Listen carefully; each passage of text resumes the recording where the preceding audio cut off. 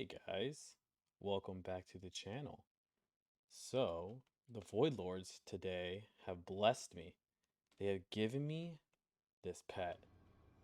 But along with this pet, they have given me the secrets of the dark arts that are actually going to make us viable. Shadowpriest, hope you're ready, because it's time.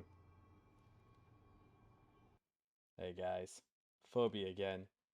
Today, I'm going to give you guys all the tips, all the tricks, all the breakdowns of what I've been doing this season, how it's been working for me, and how we have made it to 2733. I am about 1 win away from rank 1 Shadowpriest in the world and 3 wins away from being in that rank 1 range. I'm going to show you exactly what I've been doing, how my setup works, how my comp works, comps you could run, and just my thought processes on things, my gear breakdown. This is going to be my Night Fae guide to guarantee Gladiator for you guys out there. Just got to play decent, got to be ready for the goes, got to be strong, guys, and pray to the Void Lords. All right, so let's get into it. All right, so what is it that I've been doing, you may ask? Well, for one, I am playing strictly Night Fae. I have not played anything else. 2, I have played a comp that, again, if you guys were watching the stream or other YouTube channels, the other YouTube videos, sorry, you would have seen. I am playing Necro Fury Warrior, Night Fae Shadow Priest, Necro Holy Pally. I know, you're like, whoa, you're not playing RPS or Double Caster? No, we are playing a comp that no one plays, but the reason is people want to stay in that meta, right? They're metagame people. Well, we have found that this comp almost has no counterplay. Like almost every comp you fight is winnable. We have figured this out. We have queued into so many different comps. Like for instance, we went 7-2 in this last queue session. We fought Turbos, we fought PhD, we fought TSG. What is that? DH Windwalker. And that was from that last session. Let's just see this month. Look at all the different comps we queue into. Queue into jungle. Look at all these jungle. Warlock, Demon Hunter. We queue into all these different comps. Yeah, we win, we lose, but we always come back and find a way to win. And just keep grinding up our CR. So again, we might lose, but we figure out that we have a way to win. All right. So playing this comp, I treat it as if I'm playing Assassination Rogue Shadow Priest, right? So what do I mean by that? So I have these macros here, right? These are my at target macros, at person macros, right? So my teammate Swimothy, right? Boom, right down here. I give him my power infusion. Now I have separate power infusion keybinds and separate Night Fae mask keybinds, but if I'm doing my go, I generally during my go, or he calls it, I set up my go with him. It's just to my void eruptions, it instantly goes to him, and he gets PI. But not only does he get PI, I also have an at target macro for my Night Fae Guardians, which gives him the CDR reduction, the damage reduction, and just sets his recklessness to like 25 seconds when he's done with it. On top of him already having the foreset and the reset.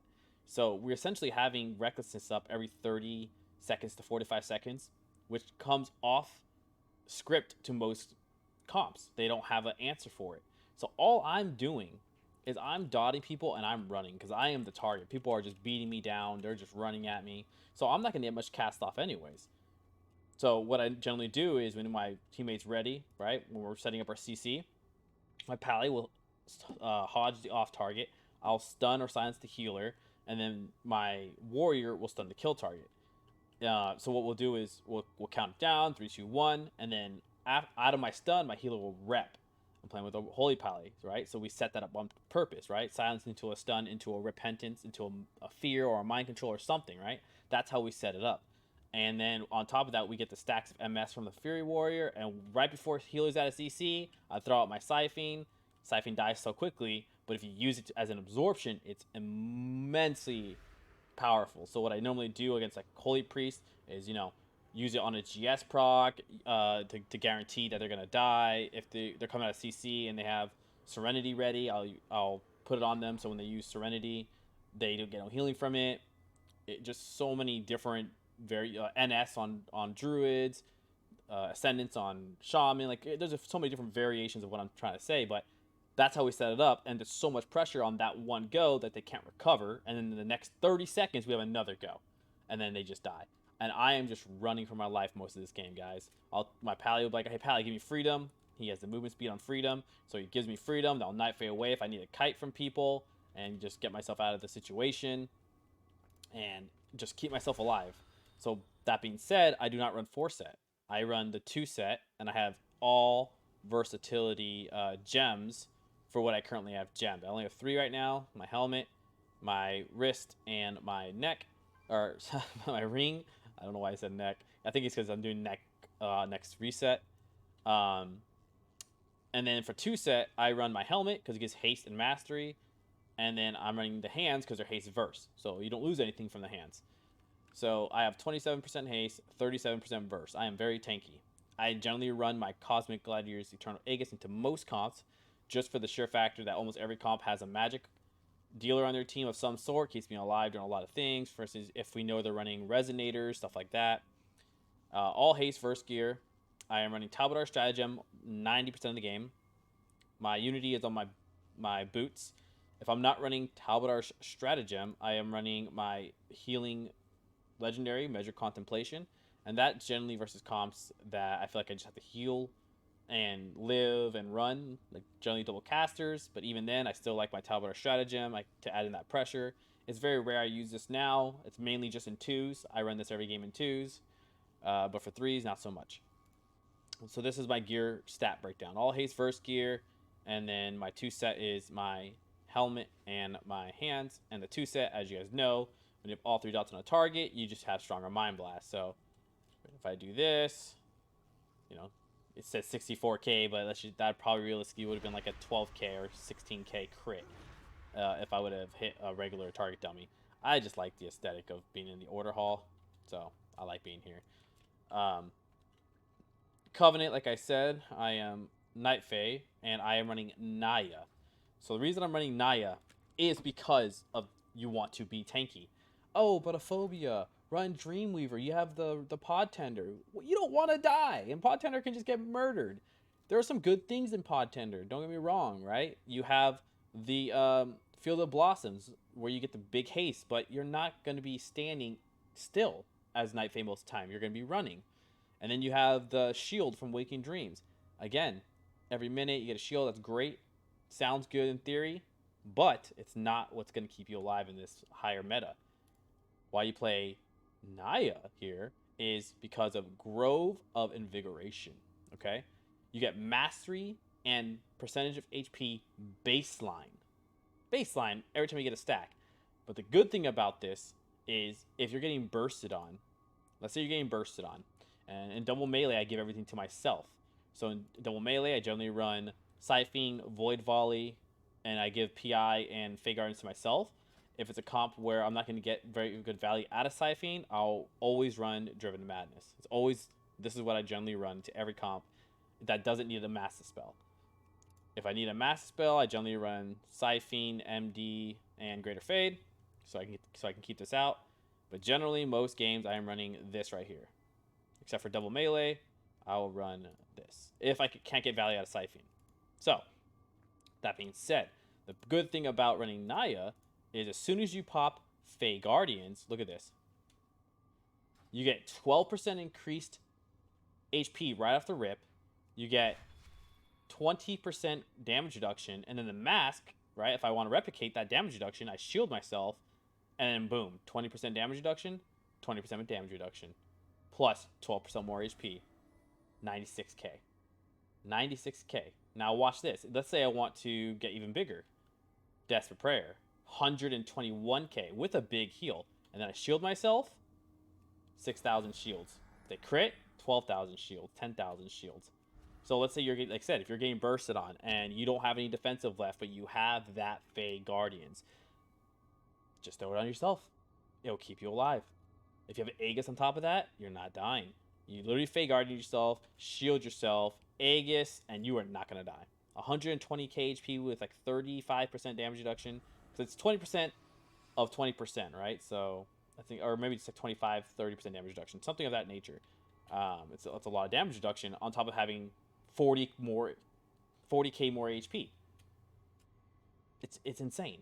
So that's the main reason why Naya is so good. Now, Naya also has more things to keep you alive than any other tree, right? You have run without tiring. You can literally get a freedom. Your healer's getting CC. You call for a freedom. You soul shape. You can heal yourself right there, right? If you get low and then before you proc this, guess what? You have Survivor's Rally. This is so good for in dampening or just trying to recover faster. You get 20% of your HP, but you also get 10% increased healing from all effects. So if this procs and then you Night Fae, you get stronger healing from your healer, stronger healing from yourself, and you get to survive for a little bit longer because you're running away and getting that procs of the run without tiring. It's so good. And you also get to get all your potencies. You get to get your Haunting Apparitions, you get to get your Mind Devourer, and you get to get your Dissonant Echoes. So you get to do more padded damage. It also allows you to run with Move with Grace, which makes 44 seconds off of your Leap of Faith, which is huge to get your healer out of CC like traps. If Ret War is training your healer, if Jungle's training your healer, because yes, they will do that. It's good to have that. So that personally is why this tree is so good. You get all the best conduits. You get a lot of survivability. The Grove Invigoration is insane for keeping yourself alive, but it also gives you a crap ton of damage, right? So I'm at 5% mastery. So every 1% mastery is 3% damage if you have all 3 dots on a target. So that being said, right, I went from 15% damage to what, 27%, right? So I get 15% damage to 27% damage increase if I'm in Void form or if I have 3 dots on a target. If I have this on me. That's insane. That is insane. Plus you go into Void form and get 25% more damage or 20% more damage. And then you get Hungering Void, 10% more damage there. You're just stacking damage. You're just stacking damage. Is it 25 or 20%, by the way, for Void form? I thought there was a nerf to it, but I haven't checked. 20%. 20%. Oh, snap. I forgot I had that. Macro. If you guys saw what I just did there. There's this thing that I was playing around with. Where is it at? I think it's only a one-time use, I think. Well, there's this thing you can get from the Void guys here. And you get a on use that lets you kill people. That's this guy. Besides the point. That was cool, though. My basic talents on top of, like I said, I just went over my on talents. But my basic talents are always this. I do not change from any of this. It's always Infernal Darkness. It's always Intangibility. It's always Misery. It's always Psychic Core. Always Shadowcraft, Damnation, Hunger, and Void when I'm playing my comp. And it should be the same when you're playing RPS, Assassination version also. Same thing. And again, with the setup, if you guys want macros, how I use them, I'll keep this open for a second. It's literally just a tooltip macro and then at your player, whoever you want. So /cast at so-and-so. So for me, it's my warrior. And same thing here. Whoever you guys play with, at so-and-so, power infusion. You should theoretically, as you Shadowpriest, since we don't do a lot of damage, you should be giving it to your partner. If you're playing with a Frost Mage, you give it to them. Faster goes. If you're playing with the Warlock, give it to them. It just makes everything better for them. The only thing I would say is if people are training you, give it to yourself because you get Void Eruption, which will give you Void Volley, which cause CC for them. They can't do anything during the CC. They'd have to trinket it. It can stop their goes. It keeps you alive. So those are my macros for that. And like I said, those are my talents. So how we set it up, how you guys should set up this comp with Warrior, Priest, Paladin, is you want to communicate with your team and you have to be communicative. I'm stunning this target, you're stunning that target, you're stunning that target. Make sure that you stun as soon as that Hodge is out because you don't want the healer dispelling the off target. You want to, as soon as you guys say 3, 2, 1, or however you guys want to indicate you guys are going, you stun as soon as he Hodges that target. Or so they're dispelling and then they could peel and you don't want that. So just make sure you guys are on your ball with that one. And then from there, you just throw out your Siphene at the end of your CC chain to use it as a soaker, plus the MS from the Warrior. They're almost going to get no heals. It's going to You're going to have to use way more cooldowns to recover, and you just guarantee yourself a step ahead that they're going to be on the back foot. So that's a big one for there. The goal of the game a lot of the time is literally hiding and letting your warrior kill. Like, do damage, right? Dispel, be a dispel bot, but don't put yourself into any position where you're like, oh, I'm going to kill here. You don't do a lot of damage as a Shadowpriest. I know that sucks, and it's like, oh, but this is how we make it work. We are literally a CDR bot, a dispel bot, and you just peel. That's all your job is to do as Shadowpriest in these comps, to make yourself do these ratings. Dot them up, dispel, run. Do not put yourself into a position where your healer has to spam heal you if you can avoid it. Trade cooldowns effectively. Don't trade them when you're low, and you'll end up doing just fine. My average rotation as a Shadowpriest, if I'm using things on myself during melee cleaves, right? So if I'm playing with a melee cleave, let's say if it's anything with DK, I always run Siphene, right? Always run Siphene if it's with a DK. Always run Siphene if it's with a if it's turbo. Almost always. Every now and then, if I feel like I'm not getting that value or Siphone's just not doing it, I will run Driven Madness, but let's just say we're keeping with my normal build. I will throw out my Damnation. I'll tell my teammates I'm ready, right? Okay, we're setting up. Throwing out my Siphene. All right, 3, 2, 1, stun. Then I'll go into Void Erupt, give him my PI and my Night Fae, and then from there I'll do my Silence. If my healer has a freedom for me, I'll have to ask for a freedom. I'll Night Fae in. I'll fear the healer if I can, if I'm not close enough, that is. If I'm close enough, I'll just walk over. But generally, that's what I'll do if I'm not close enough. And then I'll position myself back. And then right before the healer's out of CC, I throw out my Siphene. And then I'll try to MC the healer, try to bait a kick or something, make them focus me and not the Siphene. That's the goal. And then get a little more value out of the Siphene. That's generally all I do. Just continue with the CC chain. And then reset and continue the pressure for my warrior. That's all. It's very easy, guys. And I promise you, it is going to be so freaking easy to get Gladiator running this comp. I recommend running my comp. People run Assassination Rogues up there. I feel like Assassination is very squishy. They don't have Disarm. Well, they do have Disarm, but they don't have Intervene. They don't have their own Fear Peel. That's not dispellable. Like, I've been saved so many times from my warrior's Fear because he can just Fear and it's undispellable. Having that Storm Bowl, just that raw Necro Banner damage when it's up every 2 minutes. Every minute you have a small go. Every 2 minutes you have a one shot. It is just so good. So this is what I'm doing, guys. I hope you guys try it. It is just way too powerful. It's amazing. And make sure you guys all get Aegis trinkets, because I feel like I run this 90% of the time. I have every trinket in the game, but I almost always run Aegis. Even into Feral Druids, because their damage is a lot of it's magic. I'll run it just to try to keep myself alive from jungle, so I don't die from death or I don't die from dots or whatever.